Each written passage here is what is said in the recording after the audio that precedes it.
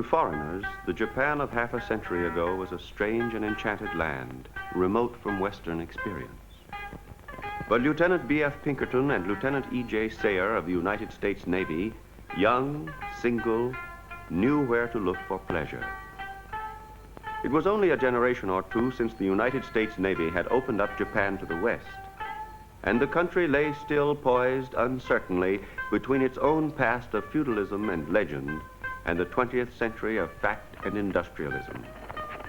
Even to the far-ranging men of the United States Navy, leave in Japan was a curious and memorable event.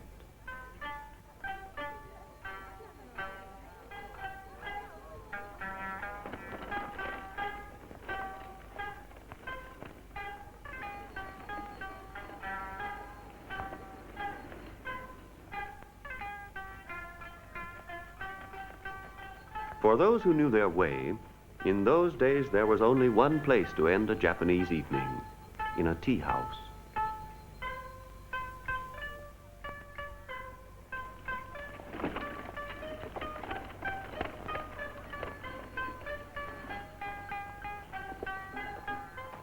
Japan's tea houses are among the oldest and most popular of Japanese institutions. In them, lonely men can find pleasant but entirely respectable companionship with geisha girls. Geisha are professional entertainers, exquisitely trained to the arts of pleasing men, to graceful manners and delicate rituals ages old. Often they are poor girls of good family who have become geisha because, among other things, it offers a possible way of finding a husband. The clients of the tea houses are usually men of means. Marriages between geisha and their patrons are not uncommon, though such marriages are apt to be unsubstantial. They last a few weeks or a few months, as long as is convenient. Then the bride may go back to the tea house, or the marriage may be happy and lasting. In either case, everyone recognizes it as quite proper and entirely honorable. Geisha make highly acceptable wives.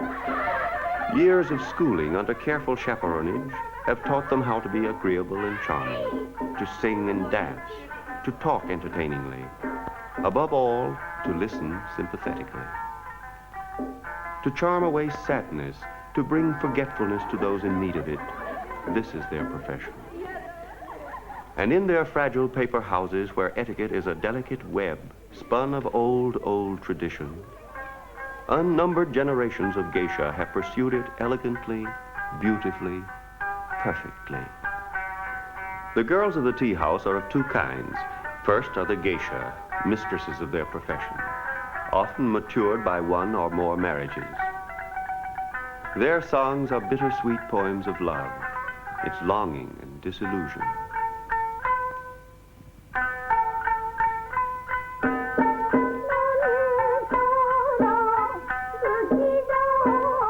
You love him still, and wait for him, robing yourself in beauty for his coming, turning over in your heart tender and intimate words of greeting. In restless watch by the door, you listen for him day and night, for him who will not come. Be still, be still. He will return, and beneath the pine tree we will converse sweetly. I shall be like the butterfly, lightly kissing a blossom in spring.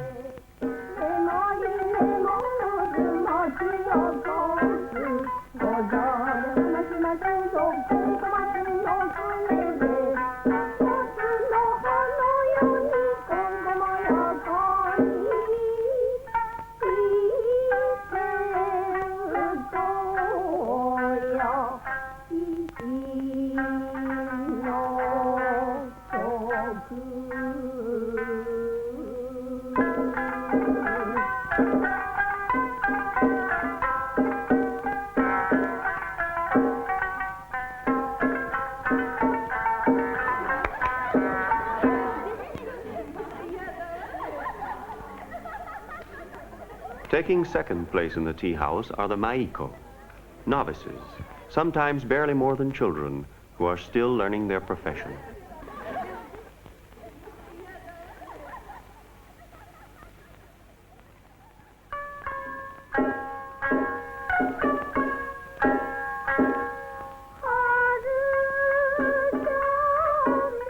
The songs of the maiko are, like themselves, innocent and virginal.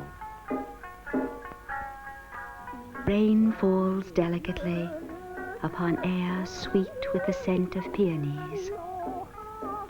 Singing his soft note, a nightingale caresses a flower. So might I love you, the world forgotten in our embrace.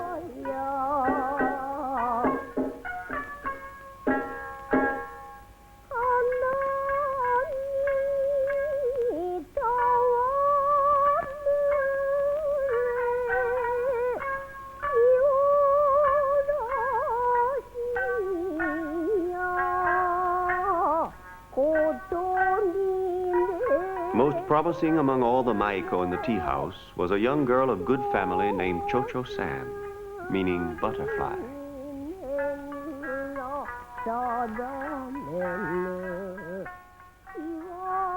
Watching Butterfly, Lieutenant B.F. Pinkerton knew that never before, in his world or in hers, had he seen such loveliness.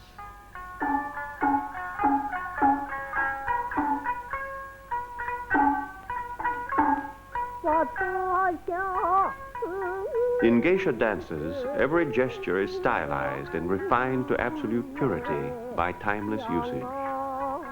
In comparison with this precise, concentrated pattern, Lieutenant Pinkerton felt Western dancing seemed lacking in grace.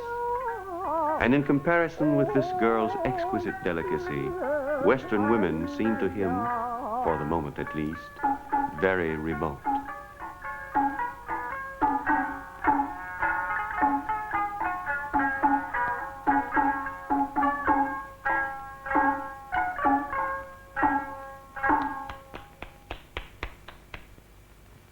During her few years of schooling, Butterfly had acquired great skill in the geisha arts.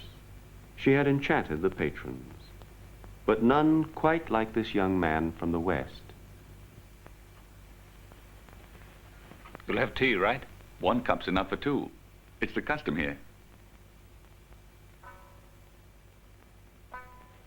One of the honored clients of the tea house was rich Prince Yamadori, who invariably asked for Cho-Cho-san.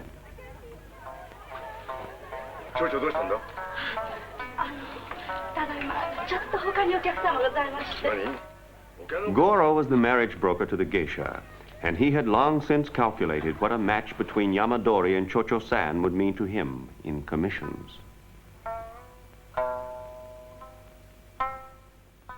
What is your name? Don't you understand? Anata no oname wa? Cho-Cho to moshimasu. Cho-Cho? Butterfly.